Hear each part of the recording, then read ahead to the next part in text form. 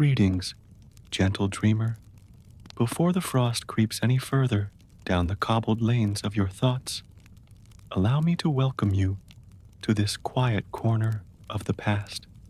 You are safe here, in this place where the world slows down and the stories stretch out like shadows cast by candlelight. Perhaps you are settling in beneath a heavy quilt, the lights low, the hush of evening wrapping around you, or maybe you're just looking for something calm to accompany the quiet moments before rest. However you found your way here, I'm truly glad you did.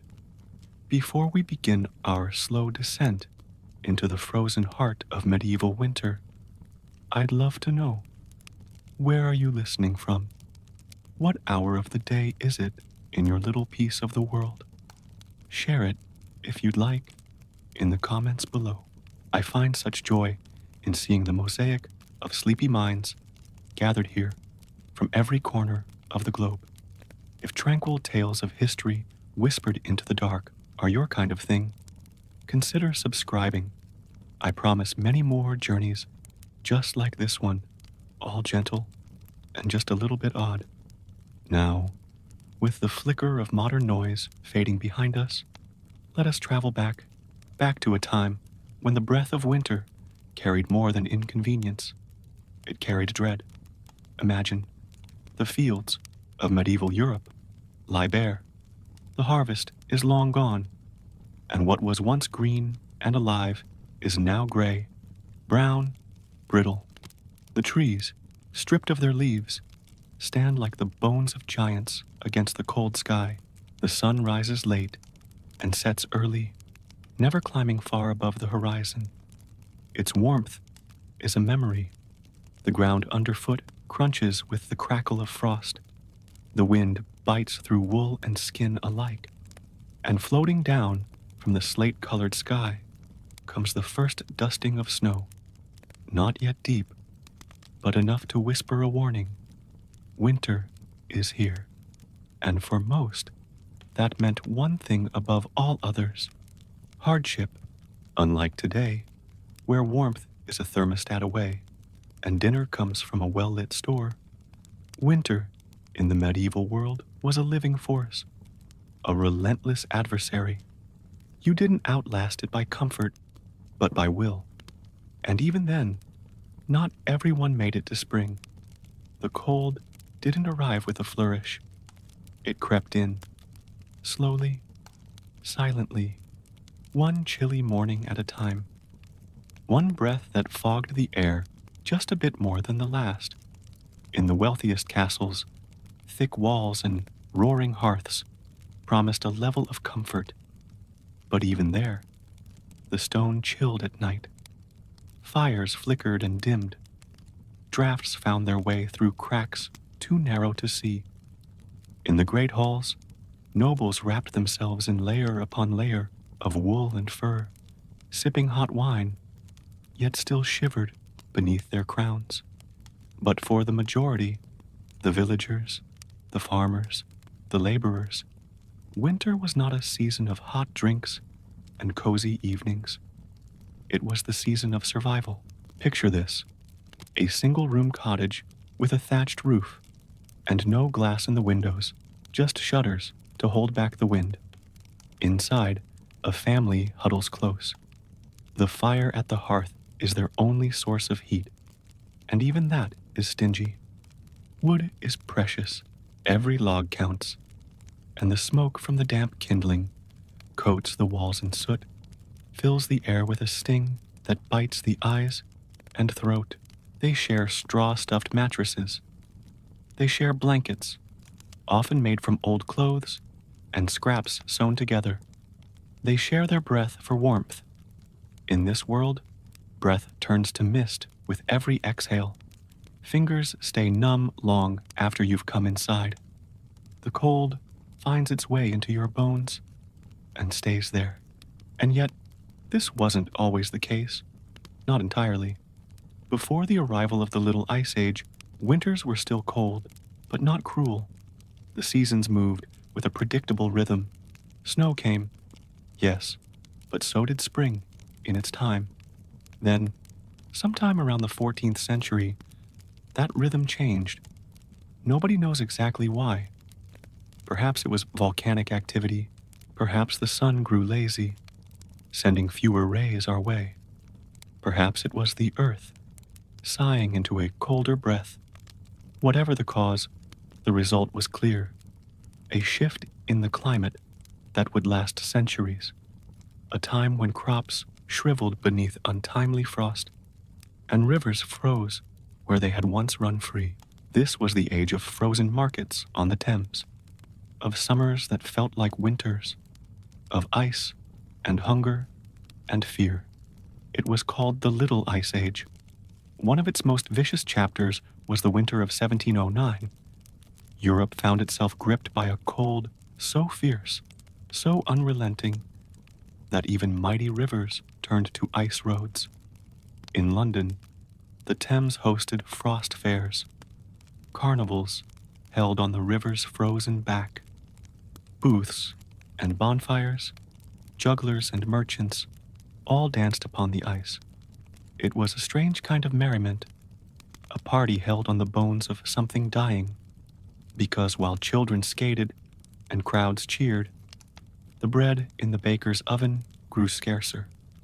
The animals in the barn lay down and did not rise. The poor gathered in doorways, wrapped in rags, their breath the only warmth they had left. And yet, even in that coldest of winters, the human spirit flickered. Among those shivering souls, one young man retreated to the countryside, away from the frigid halls of Cambridge University. There, on a quiet farm, beside a smoky fire, he watched an apple fall. His name? Isaac Newton. And in that stillness, he imagined the laws that would shape our understanding of motion and gravity. Isn't it curious that in a season of death and stillness, a mind bloomed? So even as we descend further into the chill of this story, remember, winter does not only take. Sometimes, in its silence, it gives. Evenings in the medieval world were quiet and long. After sundown, there was little to do but tend the fire, mend clothing, and wait. Time stretched, slow and solemn. In this hush, thoughts wandered, sometimes to fears, sometimes to hopes. The night became a place of both comfort and unease. Comfort because it drew families close. Unease because each creak of wood or howl of wind was a reminder that outside, the world was still frozen and merciless. Even the stars overhead seemed distant and cold, their light steady but unyielding. For people who had so little control over their world, who depended on fickle crops and fragile animals, winter was not just a physical ordeal, it was spiritual. Prayers were whispered in the dark, not just for warmth or food, but for the strength to carry on, for the will to rise each day and face the same bitter cold again and again. This is only the beginning. Next, we'll walk into the daily routines of a peasant family as they face the full force of medieval winter, from frost-bitten fingers to steaming pottage, from ritual feasts to the quiet, stubborn rhythm of survival. But for now, let the image of a candle flickering in a snow-covered window linger, because in the coldest season, even the smallest flame can be a beacon. Section 2. The Weight of Winter. Life in a peasant's hut. Approx 1,700 words. The sun has barely risen, but a pale, reluctant light seeps through the cracks in the wooden shutters. It's morning in the heart of winter, and the small cottage is quiet, except for the soft huffing of breath and the occasional cough. You wake on a bed of straw, not a bed in the way we think of them today, but a shared pile of hay, covered with scratchy wool and patchwork blankets. Around you, the rest of your family stirs. Children whimper softly, teeth chattering, noses red. The baby, if there is one, lies bundled between two older siblings, cocooned in warmth, born from proximity, not comfort. The air inside is smoky, damp, and sharp with cold. The fire, left smoldering overnight, is little more than glowing embers now. Someone will need to crawl out from the warmth of the family pile and coax it back to life. And that someone, of course, is you. You rise, joints stiff, breath misting in front of you. Your toes are numb, your fingers sting. You reach for the kindling. The logs are damp, collected in haste the day before. But you must make do. Sparks leap, catch, and at last, flames lick at the air again. The smoke curls thickly before escaping through the thatch, and the hole in the roof meant to serve as a chimney. This is how a winter day begins in the life of a medieval peasant. You might think it gets easier from here. It doesn't. With no central heating, no hot showers, and no pre-dawn cups of coffee, your body has to warm itself the old-fashioned way, by working. And so, you begin the morning chores. If you have livestock, you check them first. The small barn is little more than an extension of your home, separated by a wooden partition. The cow, if you're lucky enough to own one, is coated in frost. She lows in hunger, steam rising from her nostrils. You bring hay, scrape ice from her water trough. The chickens are fluffed up, blinking slowly. You gather a few eggs, precious winter protein, and hope none have frozen solid. The pig grunts in its pen, waiting for scraps. You shiver as you work, hands raw and aching, breath wheezing in the cold air. Back inside, breakfast is plain, a weak porridge made from oats and water. Maybe a bit of goat milk stirred in, maybe not. The bread from yesterday is hard, but edible. If there's cheese, it's sharp and crumbling. You all eat in silence, saving energy, letting the fire warm your backs. This is the rhythm of winter life. Everything slows. Everything shrinks. The daylight is short. The work is long. You gather firewood next. It's harder now. Wood is scarce in winter. The nearby forest is damp and frozen. Fallen branches are buried under snow. What you find is brittle or soaked. Still, you collect what you can, load your back, and trudge home. Each trip takes time. Each step in the snow costs more energy. You pace yourself. There's no room for illness. A fever, a cold, or a twisted ankle could spell disaster. You have no doctor, no medicine, only herbs, prayer, and luck. And so you conserve what strength you have. But winter isn't just a test of body. It's a test of spirit. Inside your home, the hours crawl. After chores are done, there's little to fill the day. You might repair tools, mend clothes, spin yarn if you have the materials.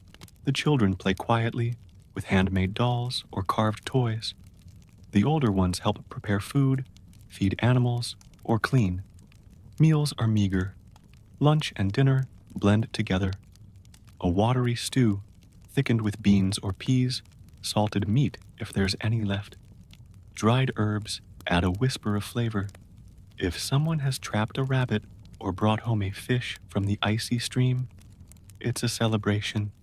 But even in the harshness, there are flickers of beauty.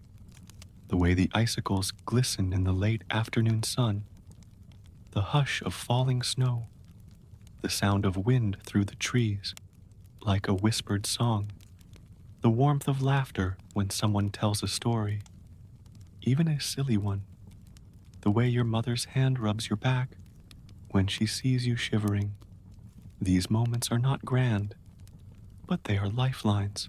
At night, the family gathers close. Perhaps you sing. Perhaps you pray.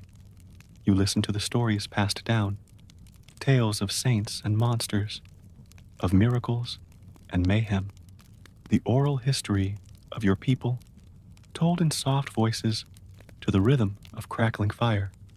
You may not understand it at the time, but these stories are your inheritance, your memory keepers. They remind you who you are, and more importantly, that you come from a line of survivors.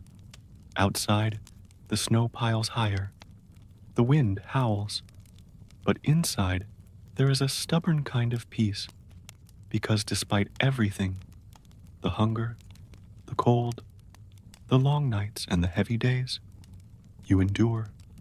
Your life is hard, in ways that would shock those born centuries later, but it is not without meaning. It is not without warmth, because winter, in the medieval world, was not just about suffering. It was also about closeness, community, the quiet endurance of people who had nothing and still gave what they could. This is the life of a peasant family in winter. Hard, yes, but full. Full of the small things that stitch humanity together across the centuries. And tomorrow, you'll wake again before the light.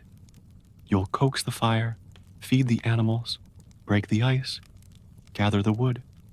You'll keep going, because that's what people have always done. Even when the world is frozen, the first light of day is pale and grudging, slipping through wooden slats and smoke-darkened holes in the roof. There is no dramatic sunrise, no golden warmth spilling across the floor, just a quiet, gray awareness that another cold day has begun. You stir beneath a pile of patched blankets, your back sore from sleeping on straw, your breath forming clouds in the frigid air. Around you, your family does the same, groaning softly as the warmth of sleep gives way to the ache of reality. This is winter in the life of a medieval peasant. And this is a good morning, because you woke up at all. The fire, banked low through the night to save wood, is nearly out. Its embers glow faintly, casting just enough heat to make the air above it shimmer. Someone must get up to stoke it, to bring it back to life. And today, that someone is you. You crawl from under the covers, your feet touching the icy dirt floor. The shock is immediate. Your toes curl, your shoulders shiver. You move quickly, not from energy, but from necessity. There's no time for complaints. No one would listen, even if you did. The fire accepts your offering of kindling with a reluctant crackle. A wisp of smoke rises, biting your eyes. But slowly, the flames return. You place the pot over the hearth, ready to boil what little oats remain. If you have milk to add, it will be a rare luxury. The others rise now. Children sniffle and rub their eyes. The baby, swaddled tightly through the night, starts to fuss. Your spouse wraps a shawl around their shoulders and joins you in silence. The morning isn't a time for talking. It's a time for doing.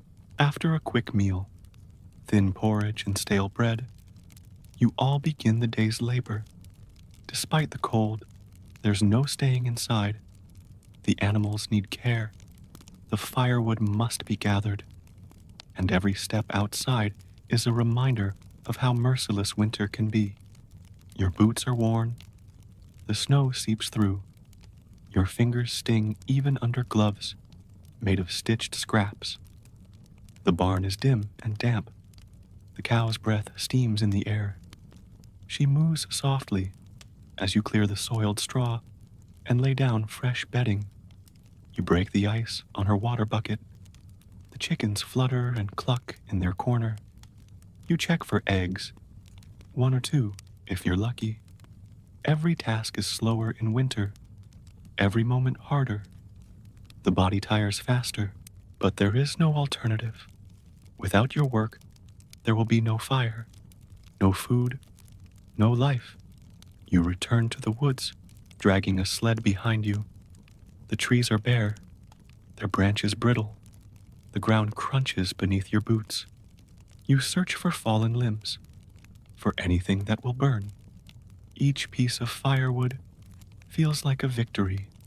By midday, your cheeks are raw from the wind, your lips cracked. You return home to find the cottage no warmer than when you left. The fire is still going, but it does little more than keep the frost off the walls. Lunch is simple. Maybe a root vegetable stew, maybe dried beans soaked overnight.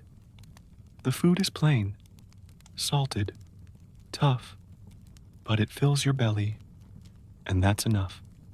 The afternoon is quieter. You patch clothing, mend tools, clean up what you can. If there is spinning to do, or wool to card, you work with steady hands. Children play on the floor with wooden toys or braided straw dolls. The older ones help with chores. The light fades early. By late afternoon, it is already growing dark. You prepare the evening meal. It is much like lunch, simple, warm, and modest. Afterward, the family gathers near the hearth. It is the only source of light. You tell stories. They aren't just for entertainment. They're for memory, for survival. They remind you all that others have lived through winters before, that people have endured worse, that spring somehow always comes. You speak of saints and beasts, of clever villagers and foolish kings, of ancestors and old glories. Your voice is soft, steady, comforting. This is how winter is passed. The noise of summer is gone. There is no market, no fieldwork, no village festivals. There is only the quiet rhythm of staying alive, and within that, a kind of sacredness, a slowing down, a drawing in.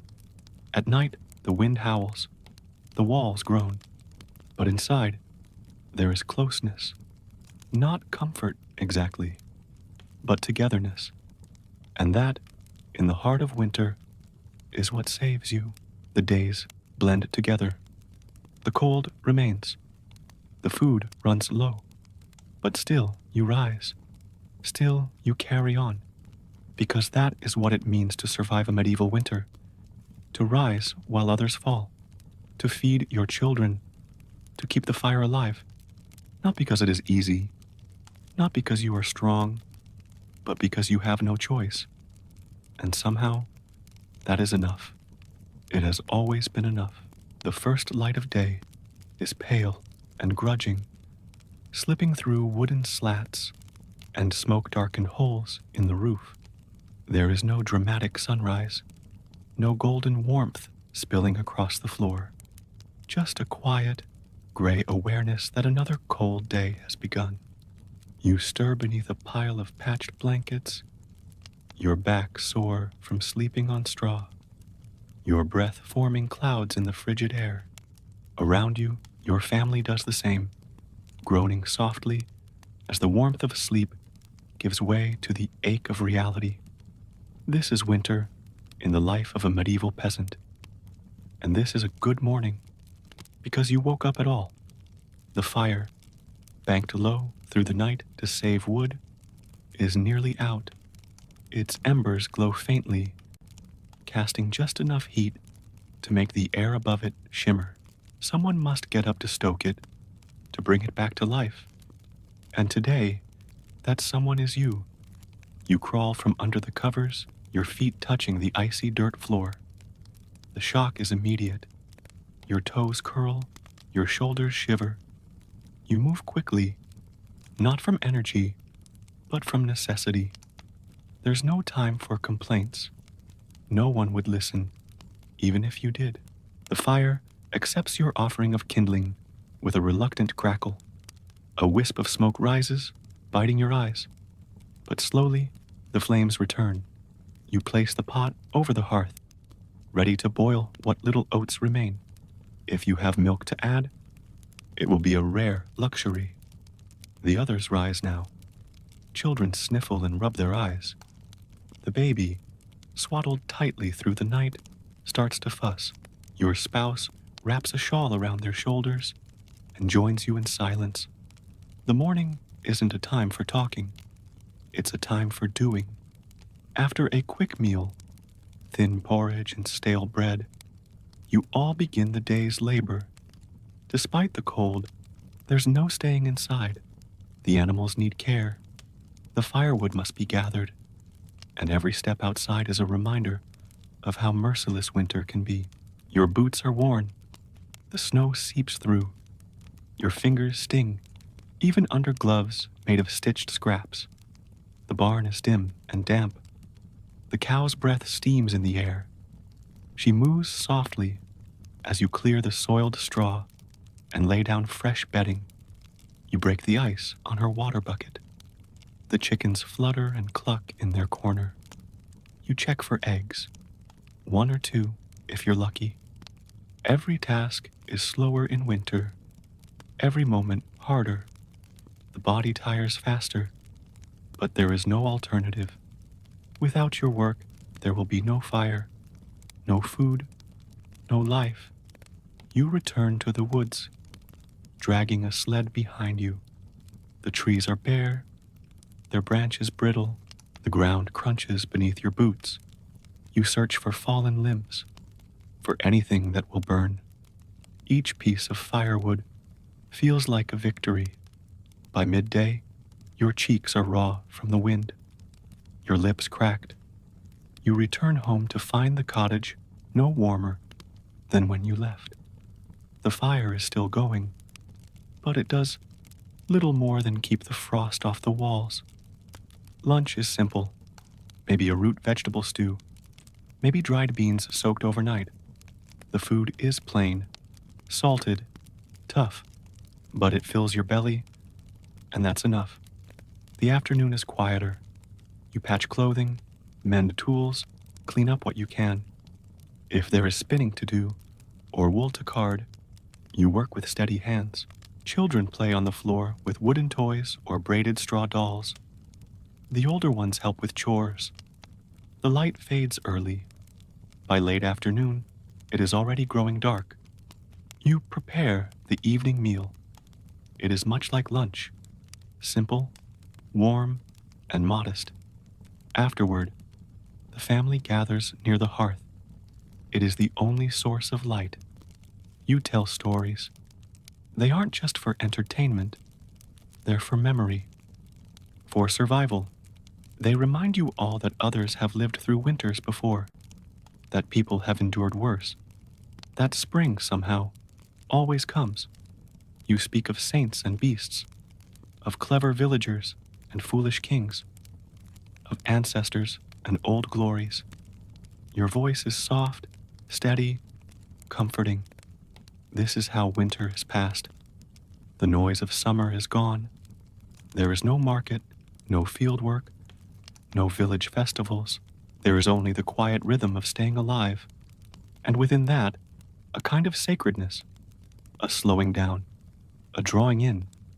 At night, the wind howls, the walls groan, but inside there is closeness, not comfort exactly, but togetherness, and that, in the heart of winter, is what saves you.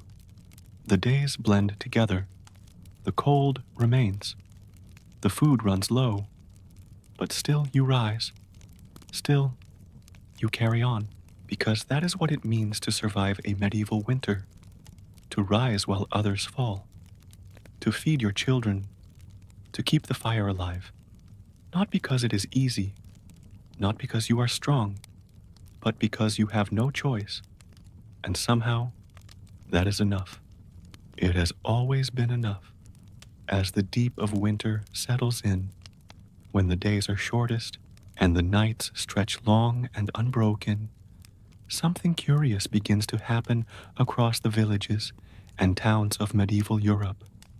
People begin to celebrate, not because winter is easy, but precisely because it isn't. When the world outside offers so little light, the people inside create their own, through ritual, song, mischief, and shared warmth. These moments of festivity become more than just distractions. They become tools of survival, ways to push back against the darkness. One of the most anticipated events came just after Christmas, the Feast of St. Stephen, held on December 26th. This day wasn't simply an extension of Christmas reverence. It was something different, earthier, louder, stranger. In villages across the land, a curious tradition took hold. Misrule, a peasant, servant, or even a child might be chosen to play the Lord of Misrule. For a single day, the strict hierarchy of feudal life was upended. The lowest could command the highest. Orders were barked in jest. Nobles obeyed with exaggerated bows and clumsy courtesy. All roles reversed, and laughter echoed through cold stone halls. Tables were laden with whatever food could be spared. Roasted meats, pies, mulled drinks, and sweetmeats made from honey and nuts. There was singing, dancing, and plenty of drinking. The cold, gray air rang with merriment, defying the frost that gathered at the windows. But these festivities weren't only about indulgence. They served a deeper purpose. For one day, fear and hunger were quieted. For one day, everyone was reminded of their shared humanity. This temporary turn of the world upside down had ancient roots. Long before Christianity spread, winter solstice celebrations marked the turning point of the sun. People feared the long night might never end. They lit fires. They sang. They feasted. And they waited. Medieval winter feasts carried those echoes. Beneath the new religious meanings, old instincts remained. When the nights grew long, the people gathered together, not just for joy, but for strength. In some towns, mummers' plays were performed. These short, theatrical performances featured masked actors who paraded from house to house, reenacting tales of death and rebirth. St. George, the Dragon Slayer, was a favorite. So too were figures like the Fool, the Doctor, the Knight, all playing out a battle that always ended in renewal. These weren't refined performances. They were loud, messy, and funny, full of jests and double meanings. But beneath the laughter was a deeper message. The darkness will end. Life will return. In rural parishes, the local church would often host these celebrations. Though clergy might frown at the wildness, they also understood the need. After all, the calendar of the medieval church was filled with feast days designed to break up the long monotony of the year, and winter especially. Candlemas, celebrated in early February, brought the first flicker of hope. People would bring candles to be blessed, symbolic beacons to light the path out of darkness. It marked the halfway point to spring, and though the cold still bit, spirits began to lift. But not all festivities were joyful. Some bore the weight of sorrow. During winter, memorial masses were often held for those lost in previous years, especially those who didn't survive the last frost. Families lit candles in honor of their dead, prayed for their souls, and sang quiet hymns. These acts of remembrance tethered the living to the past and reminded them that life was a fragile thread, and yet, always, there was a sense of persistence. Even in the worst winters, stories spread of kindness and generosity. A lord who opened his granary to starving villagers, a group of farmers who shared firewood with a widow. These acts weren't just charity, they were community. In small villages, it was common for neighbors to take turns hosting shared meals. Everyone contributed what they could: a few root vegetables, a heel of cheese, a pinch of salt. One family would cook, another would bring ale, and for a night the cold outside was forgotten. Children chased each other under the table, elders told old tales, and for a brief time there was warmth, not from the hearth alone, but from the people who gathered around it. Even the nobility participated in these rituals of reversal and revelry. Castles, though grand, were no protection from winter's reach. The great halls grew cold, the corridors were drafty, food supplies had to be carefully rationed, and so nobles too found solace in midwinter celebrations. Minstrels were brought in to sing ballads, troops of jesters performed tricks, dancers twirled beneath candlelit chandeliers. It was all designed to chase away the same shadows. Winter, you see, didn't care if you were rich or poor, and so the rituals, though different in scale, were shared by all. As January wore on and the frost deepened, these gatherings became vital, not just culturally, psychologically. The human spirit, like any fire, needs tending. So they lit candles, told stories, shared food, played roles, and laughed, even when there was little to laugh about, even when the next meal was uncertain, even when the wind howled like a beast outside the door. Because deep down, everyone knew the truth. If they could just hold on, if they could just stay warm in heart, if not in body, then spring would come. It always did. And so they celebrated, not because the world was easy, but because they refused to let it harden them. And in that, there is something timeless, a lesson that stretches across centuries, from one frozen village square to another. When the dark gathers, we make light, and we share it, so that no one is left alone in the cold. As the winter deepens and the snow lies thick over the land, a quieter threat settles into the medieval home. Illness. It comes softly at first, a sniffle, a lingering cough, a fever that refuses to fade. In the cramped, smoky cottages of peasants and even in the stone halls of nobility, there is no true escape. The cold itself was not the illness, but it made the body more vulnerable, made every wound slower to heal, made every breath just a little heavier. There were no antibiotics, no sterilized tools, no doctors in the modern sense. What existed instead was a mixture of folk knowledge, herbal remedies, and a deep reliance on prayer. When someone in the household fell ill, the entire room felt it. There was no isolation, no private quarters, just a shared space, a shared air, a shared fate. You would wrap the sick in whatever warmth you could muster, a woolen cloak, a fur, if you had one. You'd place warm stones near their body, whisper old remedies into the fire, thyme for cough, garlic for strength, honey if it was still in the larder. But mostly, you waited and hoped.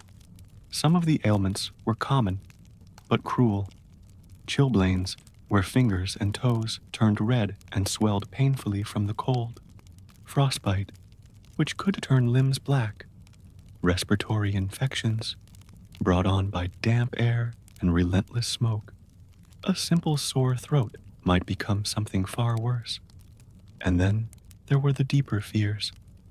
Pneumonia, fevers that burned for days, illnesses that swept through entire villages, typhoid, influenza, and still in collective memory, the Great Plague. Though the Black Death had passed, its ghost lingered. Any sudden fever, any strange swelling, sent whispers through a community. Was it back? Did someone bring it in? But illness was not just a physical event. It was spiritual. Many believed disease was sent by God, a punishment for sin, a test of faith, or worse, the work of evil spirits. When medicine failed, people turned to rituals. A village might hold a candlelit procession, chant psalms, ask a priest to bless the sick. Charms were hung above beds, crosses drawn on doorposts, herbs burned to drive away the devil's breath. Sometimes, fear turned to blame. Old women, midwives, or reclusive healers, those with knowledge or difference, could be accused of witchcraft. If healing failed, someone had to answer for it. Even within families, illness strained bonds. The strong had to choose, stay near the sick and risk falling ill themselves, or keep a safe distance and hope their care from afar was enough. Most chose to stay, not because it was wise, but because they couldn't look away from someone they loved. Children often suffered most. Their bodies were small, their resistance thin. A single winter could take more than one.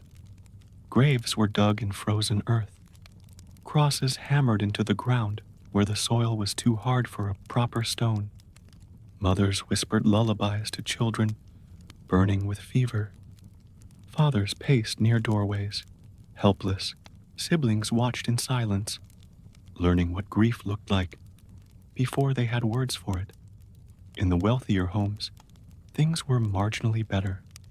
A noble family might have a hired physician, trained in Galenic theory, focused on balancing the humors. But even there, success was uncertain. A leech applied here, a hot poultice there. Prayers still said. Even gold could not buy a cure, and the loneliness of illness was no less profound in a palace than in a cottage. Some monasteries took in the sick. The monks, skilled in herbalism and guided by compassion, offered what they could: beds, broths, tinctures brewed from the monastery garden. But resources were thin, and during harsh winters, even these places of mercy became overwhelmed. Despite it all, there was resilience. Communities learned to endure. People developed systems of mutual aid, bringing food to the sick, sharing fuel, tending each other's animals. When one family struggled, others stepped in, not because it was easy, but because they knew their turn might come next. And for all the fear illness brought, it also taught tenderness, to sit quietly with someone in pain, to wrap your scarf around a child who isn't yours, to give the last bit of honey to someone who needs it more than you. These moments, quiet and unseen, are the stitches that held the medieval world together. You see, winter sickness wasn't just a time of suffering. It was also a time when the best parts of people, compassion, loyalty, courage, shone through the darkness. And when someone recovered, when the fever broke, when color returned to pale cheeks, it was a celebration, not grand, not loud, but real. A pot of stew shared, a song hummed again, a child who ran outside without coughing. These victories were tiny, but they mattered, because in winter, you measured life in moments, and every warm hand held, every fever survived, was one more thread in the long, cold tapestry of survival. So they endured the coughs, the chills, the loss, and waited, always, for spring. Beyond the frost-laced fields and snow-covered thatched roofs, rising above the forests and frozen rivers, stood the stone fortresses of the medieval elite. Castles, majestic, towering, and cold. To the peasant's eye, they seemed untouchable. Palaces of protection, warmth, and endless feasts. But the truth of winter inside a castle was far more complicated. Stone, while strong, is not kind. In winter, it absorbs the cold. The walls, thick as trees, held back the wind, but not the chill. Each step across the flagstone floor sent a shiver up your legs. Each breath you took lingered in the air as mist. Even the grandest hearths roared in vain against the vastness of the halls. In these sprawling chambers, nobility wrapped themselves in layer after layer of wool, fur, and embroidered robes. Beneath their fine garments were stockings, padded tunics, and cloaks. Fashion met necessity. The elegant silks of summer were traded for function. A lady might wear a headdress, not only for style, but to shield her ears from drafts. Lords walked about with gloved hands and fox fur-lined collars. Children scampered through corridors, their laughter echoing against cold stone, cloaked like tiny knights. The castle staff, dozens of servants and stewards, worked tirelessly to maintain a semblance of comfort. Fires had to be kept lit from dawn to dusk. Bed linens were warmed with heated stones. Candles and rushlights flickered in every corner, casting golden halos over icy walls. Still, the cold persisted. It seeped through arrow slits. It clung to the tapestries. It crept up from the floors and down from the vaulted ceilings. Despite their privilege, the lords and ladies of these halls were no more immune to winter's grip than the lowliest farmer. Their food was richer, yes, their beds softer, but sickness came for them too. Colds, fevers, pneumonia, and with it, the same fear. Meals were a time of brief relief. Long tables groaned under the weight of roasted meats, stewed fruits, and crusty bread. Spices, imported and precious, warmed the dishes. Cinnamon, nutmeg, and clove. Mulled wine flowed freely. And yet, much of this bounty was meant to impress. Not all bellies were full. The servants ate what was left. The guards kept to their stations with only broth and barley. The cooks tasted the meals, but rarely indulged. And even the nobility understood the importance of rationing. The stores had to last until spring. In the great halls, music offered distraction. Lutes, harps, and pipes filled the air with melodies. Troubadours performed tales of courtly love. Poets read verses by candlelight. There were games, chess, dice, riddles, and competitions of wit and wordplay. It was not just leisure. It was a strategy to keep minds busy, to hold back the walls of gloom. Above all, winter in a castle was about control of one's comfort, of one's appearance, of one's reputation. To show weakness, to show fear, these were not acceptable. And so, even when bones ached and fire failed to warm the skin, the performance continued. Banquets were held. Courtiers laughed. The illusion of ease was carefully maintained. But behind closed doors, noble families felt the same tensions as everyone else. Supplies dwindled. Arguments sparked. The cold wore down tempers. Children grew restless. Elders grew weaker. And always, the outside world loomed. Peasants in need. Neighbors in conflict. Roads buried in snow. Castles were fortresses, yes, but they were also prisons of stone during the long winter months. For those few lucky enough to read, books became lifelines. Illuminated manuscripts, prayer books, and ancient texts were pored over by firelight. Knowledge offered escape, or, at the very least, a different kind of warmth. Some nobles turned to faith. Chapels within the castle walls were visited daily, psalms sung, incense burned. A countess might fast. A knight might pray for the health of his men. The rhythm of liturgy gave structure to endless days. And when the skies cleared for a moment, when snow stopped falling and the sun dared show its face, the castle gates opened. Horses were ridden out. Hunting parties formed. Hounds bayed across frozen fields. The nobility, wrapped in fur, took to the woods, not only for sport, but for food. A stag or boar meant meat for weeks. A hare, a moment of joy. And as quickly as it came, the brightness faded. The clouds returned. The doors shut. Winter reclaimed its hold. And so, the cycle repeated, day by day, hour by hour, fire by fire. In castles, as in cottages, winter was endured, with song, with silence, with ritual, with resolve, and always, always with the hope that spring would come again. Time moves slowly in winter. Days blend together. The sun rises and sets without drama. Snow falls, melts, and falls again. Everything seems caught in a loop of cold, silence, and breath. And then, one morning, you hear it. A drip, water, falling from the eaves, a rhythmic, almost musical tapping. The thaw has begun. It doesn't happen all at once.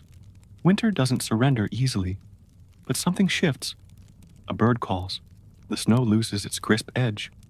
The ground, still hard, begins to weep. In the village, people notice. Boots leave deeper impressions in the mud. The air smells different, richer, softer. A patch of green moss reveals itself on the north side of a stone wall. A child laughs outside. For months, that sound was absent. Inside homes, people begin to move with more energy. The fire is still needed, but its glow feels less desperate. Doors are propped open. Blankets are shaken out. Eyes look upward more often. The great turning has begun. Spring is not here yet, but its promise is. And after such a long silence, even a whisper feels like a shout. In the fields, the thaw exposes what winter tried to hide. Broken tools, fallen branches, the bones of animals that didn't survive. These sights are sobering, but not surprising. They are part of the cycle, and so the people begin to prepare. Tools are repaired. Soil is tested by hand. Seeds, saved and guarded through the winter, are counted and sorted. Calendars, religious or carved in memory, are consulted. When to plant, when to till, when to pray for rain. In monasteries, bells ring louder. Gardens are cleared, beehives checked, herbs stirred to life in clay pots warmed by early light. The nobility, too, begins to stir. The court calendar picks up. Messengers ride out with news. Markets in nearby towns reopen. The hunt resumes, not just for food, but for entertainment. Colors return to clothing. Songs lighten. But perhaps the most remarkable change is not in the land. It is in the people. Their posture straightens. Their pace quickens. There is more talk, more laughter, more glances toward the horizon, because deep down, everyone knows they made it. Another winter survived. Another chapter endured. And that is no small thing. For all the rituals, for all the hardship, what kept people going was this belief that life could begin again, that no matter how long or cruel the season, spring would always follow. And now, here it is, not in full bloom, not yet, but near enough to feel.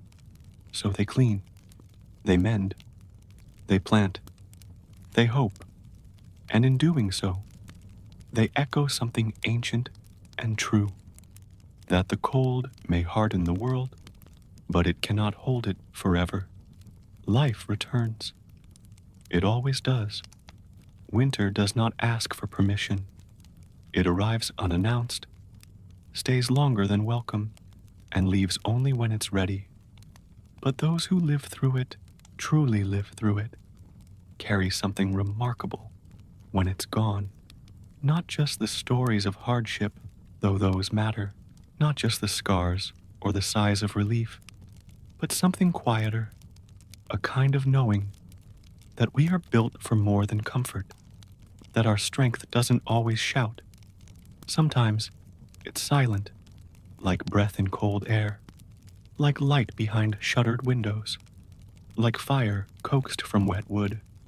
In the medieval world, winter revealed everything: the limits of the body, the edges of faith, the depth of community, and somehow, in that starkness, people found meaning, not in grand acts, but in repetition, in rising each day to stoke the fire, in sharing food when there wasn't enough, in singing, praying, laughing, even when it hurt to breathe.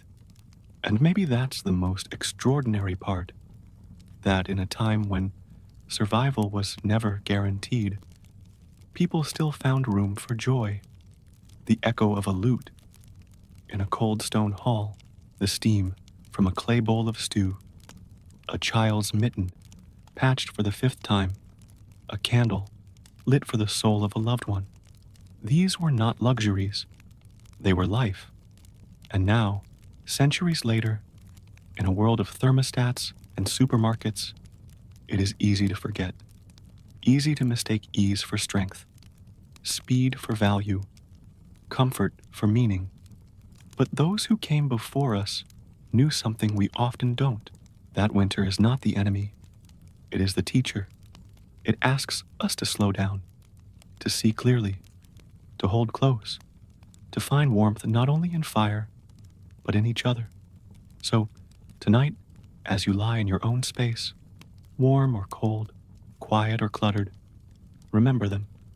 The woman who boiled turnips in the dark, the boy who fed chickens before the frost could bite, the monk who copied words by candlelight while wind shook the chapel walls.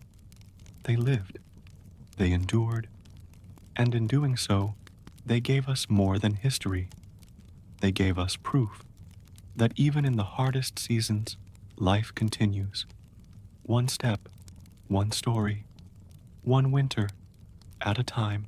And if this quiet journey through the frost and fire of the medieval world brought you comfort, or perhaps a little wonder, consider subscribing. More stories like this wait quietly in the shadows, ready to unfold. Until then, rest well, traveler.